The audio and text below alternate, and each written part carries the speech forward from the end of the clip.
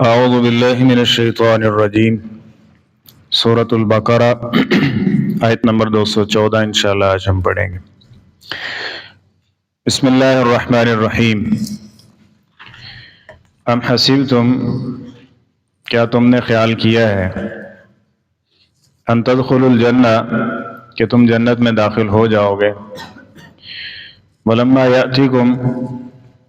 اور ابھی تک سامنے نہیں آئی، مثل الذین، ان لوگوں کی طرح مثالیں، خلو من قبلکم، جو تم سے پہلے گزر چکے ہیں، مستہم البأساء، ان کو پریشانیاں آئیں، والضراء، اور تکلیفیں آئیں، وزلزلوا، اور وہ ہلا کے رکھ دیے گئے، حتیٰ، یہاں تک کہ یقول الرسول، رسول بھی کہنے لگے، والذین آمنوا معہ، اور وہ لوگ کہ جو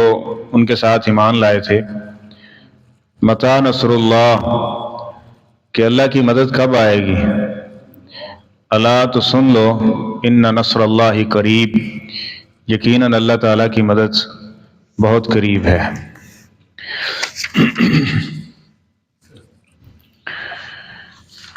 دنیا کی ہر گھڑی یہ آزمائش ہے، اور اس کے اندر اصل جو جس پہ فیصلہ ہوتا ہے وہ بندے کا ایمان ہے۔ جس شخص کو اللہ تعالیٰ نے ایمان کی دولت یہ عطا کر دی ہے تو وہ بھی ہر گھڑی آزمائش میں گزار رہا ہے، لیکن اس کا ہر پل اس کے لیے خیر اور بہتری پر مبنی ہے۔ اس طرح کہ نبی کریم صلی اللہ علیہ وسلم نے فرمایا، عجبا لامر المؤمن، مومن کا معاملہ انتہائی خوش کن ہے۔ اگر اس کو اللہ تعالیٰ کو آسانی عطا کرتے ہیں تو شکر آئیے، اپنے رب کا شکر گزار ہوتا ہے، تو اس کو نعمت میں اضافہ بھی اس کے کر دیا جاتا ہے، اور اس کے ساتھ یہ اللہ کے شکر گزار بندوں میں شامل ہو جاتا ہے، اجر بھی اس کو مل جاتا ہے۔ اور اس کے ساتھ اگر اسے کوئی تکلیف آتی ہے تو یہ اس پہ صبر کرتا ہے، تو اس کی وجہ سے بھی اس کو اجر ملتا ہے، اور اللہ تعالیٰ کی معیت اور نصرت اس کا یہ حقدار ٹھہرتا ہے، حتیٰ کہ ایک کانٹا بھی اس کو چبھتا ہے، وہ بھی اس کے لیے اس کے نامہ اعمال میں نیکیاں درج کر دی جاتی ہیں۔ نبی کریم صلی اللہ علیہ وسلم نے فرمایا کہ لا تسبوا الحمى، یہ جو بخار ہے اس کو بھی برا بھلا مت کہو۔ بخار میں بسا اوقات انسان کا جسم بڑا شدید درد کر رہا ہوتا ہے، بڑی تکلیف اور کرب میں بھی چلا جاتا ہے بندہ، لیکن فرمایا اس کو تکلیف مت دو، یہ تمہارے گناہوں کو اس طرح صاف کرتا ہے تم سے، جس طرح ایک سوکھی ہوئی چھڑی ہے نا، اس کو ہلایا جائے تو پتے گر جاتے ہیں نا اس سے فوراً سے، اسی طرح اس بخار کے ذریعے اللہ تعالیٰ تمہاری خطاؤں کو ختم کر دیتا ہے، مٹا دیتا ہے۔ تو یعنی بات کرنے کا مقصد یہ ہے، پہلی کی بات تو یہ ذہن میں رکھیں کہ یہ دنیا آزمائش کا گھر ہے، اور آزمائشیں رہیں گی، کم زیادہ یہ چلتی رہیں گی۔ اصل اس میں جو چیز ہے، بنیادی کامیابی یا ناکامی کا جس پہ فیصلہ ہوتا ہے وہ ایمان ہے۔ اس دولت کو سنبھال کے رکھیں، اس پہ استقامت اختیار کرنے کی کوشش کریں، اس کے اندر مزید اور زیادتی اور تقویت کا اللہ تعالیٰ سے سوال کریں، ٹھیک ہے۔ باقی نبی کریم صلی اللہ علیہ وسلم نے فرمایا اللہ تعالیٰ اپنے محبوب بندوں کو آزماتا ہے، فرمایا سب سے زیادہ آزمائش کس پہ آتی ہے؟ اللہ کے نبیوں پہ آتی ہے، سب سے زیادہ آزمائش، حالانکہ وہ سب سے زیادہ اللہ کے پسندیدہ ہوتے ہیں، سب سے زیادہ اللہ کے محبوب اور نیکوکار ہیں، اس کے باوجود بھی ان کے اوپر آزمائشیں، اور اتنی آزمائشیں کہ نبی کریم صلی اللہ علیہ وسلم کے سامنے سیدنا خباب بن عرت، جن کو بڑی بے دردی سے شہید کیا گیا، بڑی تکالیف کے اندر اور بڑی آزمائشیں جھیلی، نبی کریم صلی اللہ علیہ وسلم کے پاس آئے اور کہا اللہ کے رسول صلی اللہ علیہ وسلم، ہم حق پر ہیں، دین سچا ہے، اس کے باوجود بھی یہ آزمائشیں اور ہم یہ اتنی تکالیف اس کا سامنا کر رہے ہیں، تو کیا ہم حق پر نہیں ہیں؟ تو نبی کریم صلی اللہ علیہ وسلم نے اس موقع پہ تسلی دی، اور یہ آیات مختلف مواقع پہ یہ نازل ہوتی رہی۔ ایک بات جو ملتی ہے نا وہ یہ ہے کہ اتنی تکالیف سہنے کے باوجود بھی نبی کریم صلی اللہ علیہ وسلم اور آپ کے اصحاب نے کبھی ایک شکوے کا لفظ بھی اپنی زبان سے نہیں نکالا، کبھی ایک شکوے کا کوئی لفظ اپنی زبان سے نہیں نکالا، حتیٰ کہ نبی کریم صلی اللہ علیہ وسلم تسلی دے رہے ہیں، فرمایا ابھی سے تم یہ بات کہنا شروع ہو گئے ہو، جبکہ تم سے پہلے جو لوگ تھے نا، جب انہوں نے دین کو اپنایا اور دین پر آئے تو لوگوں نے ان کے ساتھ اس قدر ظلم کیا کہ ان کو ایسے مارا کہ بے دردی سے ان کو شہید کیا، کہ لوہے کی کنگھیاں بناتے تھے اور ان لوہے کی کنگھیوں کے ساتھ ان کے جسموں کو چھیدا کرتے تھے، حتیٰ کہ یہ سارا گوشت اتار کے ہڈیاں نکل آتی تھی، تو یوں ان کے ساتھ۔ اور فرمایا آدمی لایا جاتا تھا اور اس کو درمیان میں کھڑا کر کے اس کو درمیان سے دو پھاڑ کر دیا جاتا تھا۔ خود ابو جہل نے، واقعہ معروف ہے نا مکے کے اندر، نبی کریم صلی اللہ علیہ وسلم پر ایمان لانے والوں کے ساتھ کیا ظلم و جبر کیے، ان کو ٹکڑوں کے اندر تقسیم کیا، اور یہ چلتا رہا۔ بالآخر کیا ہوا؟ اللہ تعالیٰ کی مدد نازل ہوئی، اذا جاء نصر اللہ والفتح ورأیت الناس یدخلون فی دین اللہ افواجا۔ یہ اس مالک کی حکمت ہے، بسا اوقات وہ ظالم ظلم کر رہا ہوتا ہے لیکن اللہ تعالیٰ نے اس کے لیے معافی کا دروازہ کھلا ہوتا ہے، رکھا ہوتا ہے۔ وہ ایک وقت آتا ہے توبہ کر کے، جس طرح فرمایا ایک وقت آئے گا قاتل اور مقتول یہ دونوں جنت میں چلے جائیں گے، اور اللہ کے رسول صلی اللہ علیہ وسلم شہید جو ہے وہ تو چلے مسلمان ہے، جنت میں گیا تو اس کو قتل کرنے والا اس کو بھی اللہ توبہ کی توفیق دے دیتا ہے، وہ ایمان لے آتا ہے تو اس کے سابقہ گناہ کیا کر دیے جائیں گے؟ معاف کر دیے جائیں گے، وہ بھی جنت میں چلا جائے گا۔ تو اس لیے کوئی بھی مرحلہ ہے اس میں ایک تربیتی بات یہ ہے ہمارے لیے کہ اللہ تعالیٰ کے شکوے والا یہ جو عنصر ہے نا دماغ میں جو رگ پھڑکتی ہے، اس کو ختم کر دے، نہ شکری والا جو پہلو ہے اس کو ختم کر دے، وگرنہ کیا ہوگا؟ آزمائشیں تو آپ بھائی ختم نہیں کر سکتے اپنی زندگی سے، یہ ذہن میں رکھ لیں، یہ ختم نہیں ہوگی، لیکن اس موقع کے اگر آپ کی تربیت درست نہیں ہوگی اور اس پہ الفاظ آپ درست نہیں بولیں گے تو نتیجہ یہ نکلے گا کہ اللہ کے نے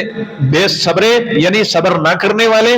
اور شکر نہ کرنے والے لوگوں کے اندر شامل ہو جائیں گے، اور اس آزمائش کا ایک وقت ہوتا ہے وہ ختم ہو جائے گی، اس کے بعد اللہ کی مدد آتی ہے، اس مدد سے محروم کر دیے جائیں گے۔ اس لیے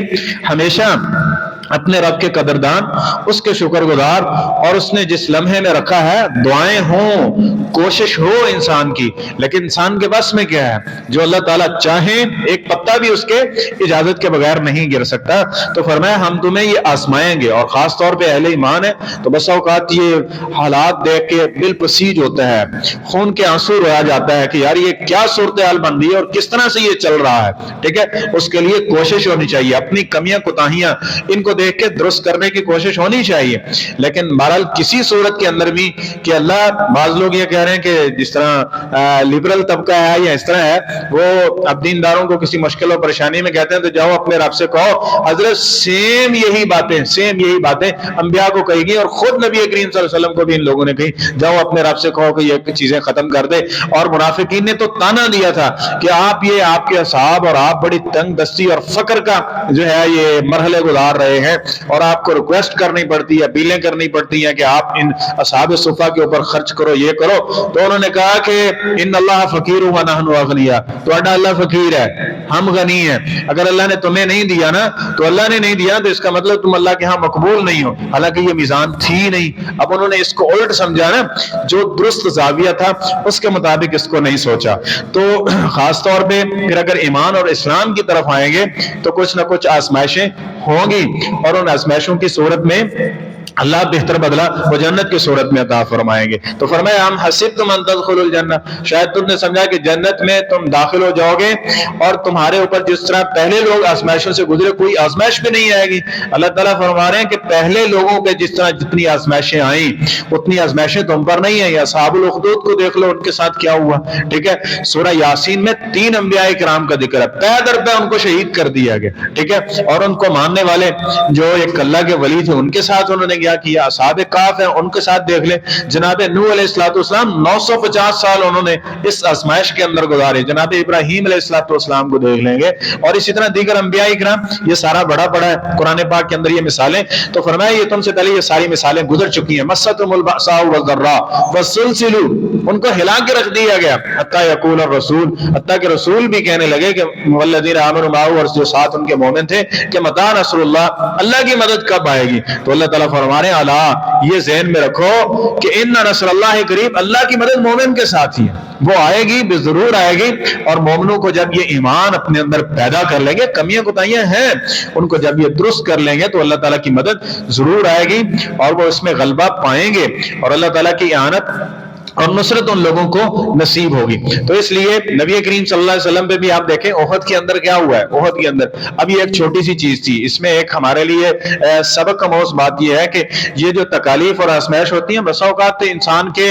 اجر کو بڑھانے کے لیے ہوتی ہیں. جس طرح نبی کریم صلی اللہ علیہ وسلم نے فرمایا اللہ تعالیٰ ایک بندے کو مقام دینا چاہتے ہیں، وہ اپنے عمل سے وہاں نہیں پہنچ سکتا تو اللہ تعالیٰ اس کو کسی آزمائش میں ڈالتے ہیں، پھر اللہ تعالیٰ ہی خود اس کو صبر دیتے ہیں، اس کو صبر دیتے ہیں، اس آزمائش میں اس کو کامیاب کرتے ہیں اور اس کے بدلے میں اس کو جو اجر دیا جاتا ہے وہ بلند مقام اور مرتبہ ہوتا ہے. اور دوسری چیز یہ ہوتی ہے کہ جہاں کمی کوتاہی ہوتی ہے کافر جو ہے نا ان کے لیے یہ دنیا جنت نما بنا دی گئی اور مومن کے لیے یہ آزمائش کا کار ہے. اب جہاں کمی کوتاہی ہوتی ہے اس کی درستگی کے لیے اور اس کو صاف کرنے کے لیے بسا اوقات ایسی چیزیں ہوتی ہیں. تو اصل چیز جو آج کے دور میں سب سے زیادہ ہمیں جس چیز پہ غور کرنا چاہیے نا وہ اپنی کمیاں کوتاہیاں ہیں، جس کی بدولت یہ شاید یہ بھی ہو سکتا ہے کہ اس کی جو